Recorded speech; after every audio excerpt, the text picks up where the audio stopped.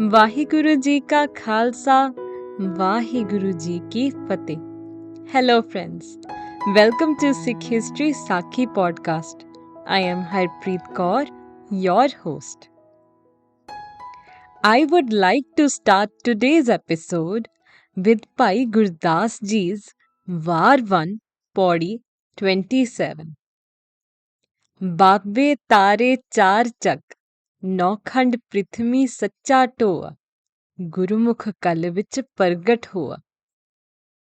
Meaning, Baba liberated all 4 directions and 9 divisions of earth.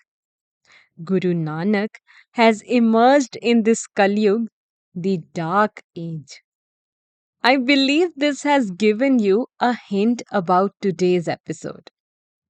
In today's episode, Guru Nanak Dev Ji and Bhai Mardana Ji will start their second Udasi.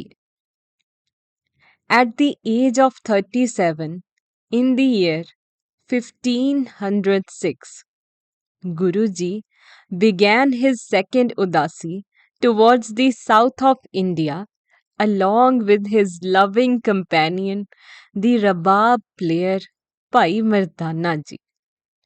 Guruji once again consoled his mother, met his bedridden devotee Rai Bularji, and departed to reform the religion practices going on. Guruji rejected the path of renunciation and preached the importance of honest earnings, sharing with others, remembering the Almighty. And lastly, service to mankind, that is seva. Guruji emphasized the life of a householder, but with detachment from materialistic things. Everywhere Guruji went, he worked towards breaking the superstitions, eliminating false customs, and convey the message of universal brotherhood and faith in one omnipotent God, that is Ikonkar. Now, moving towards the beginning of second Udasi, Guruji and Bhai Mardana Ji passed through Dharamkot, Bathinda, and more, and finally reached Sirsa. Sirsa is one of the oldest cities in North India.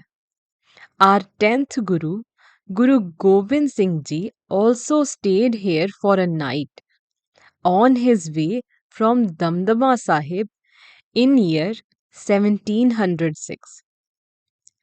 Sirsa at that time used to be famous as a seat for Muslim saints, peers, and fakirs. Now, a multitude of sadhus and fakirs used to live there like a festival was going on. Some would show their supernatural powers. Some performed hut yoga, did penances. Some were in fasts from month long and more. And they were influencing people by showcasing all this. These peers, fakirs would promise people for wealth, health, children, curing diseases, or even promise of place in heaven and more. And in return to this, the influenced people would bring them offerings in terms of money or kind. It was as if everyone was blind to what was happening and there was no inclination towards the Almighty. There was no true teachings of religion by anyone. Now, Guruji entered this place. His different clothes and melodious voice attracted a lot of people.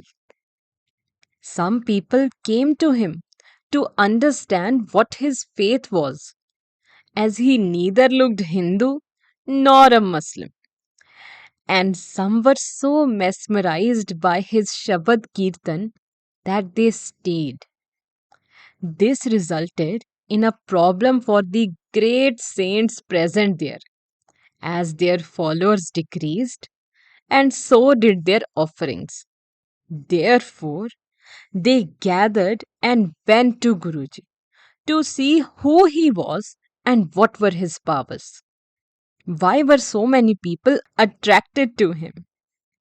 And now, my friends, the discussions began. I sometimes wonder if it was the courage of Guruji or his faith in Almighty that he never felt scared. Firstly, there was debate on meditation, Hatha Yoga, fasting, and penances, to which Guruji replied, I only meditate on the name of Lord and nothing else. To attain the name of Almighty, that is the ultimate truth, there is no need to put the body in such difficult situations of fasting, penances, and more. As is mentioned in Sri Guru Granth Sahib Ji on Ang 905, Hath Nigure कर काया छीजै वर्त तपन कर मन नहीं पीजै राम नाम sir अवर न पूजै गुर सेव मना हर जन संग कीजै. Meaning, practicing restraint by Hatha Yoga, the body wears away. The mind is not softened by fasting or other rituals. Nothing else is equal to worship of the Lord's name. Serve the Guru, O mind, and associate with the humble servants of the Lord. But one of the fakirs said, if these fasts are not done, the world would go astray. Everything will be out of balance. We do so much hard work for maintaining this balance by doing fasting and more. Only a person who himself cannot do fasting can say such things. Some of them started laughing at Guruji.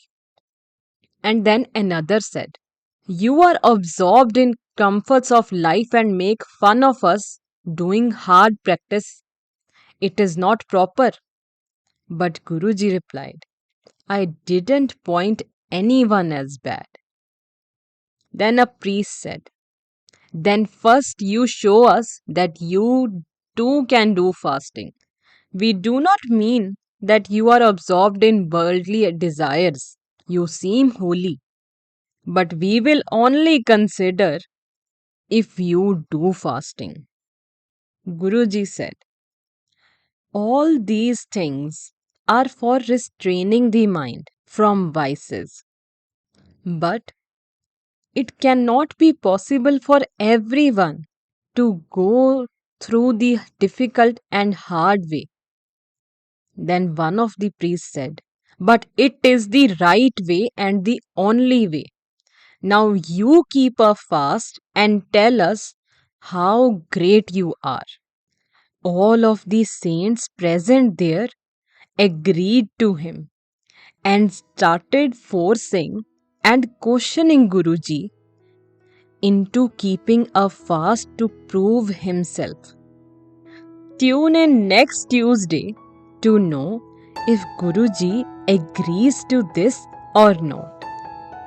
I hope this brings some value to you and your family. Thank you.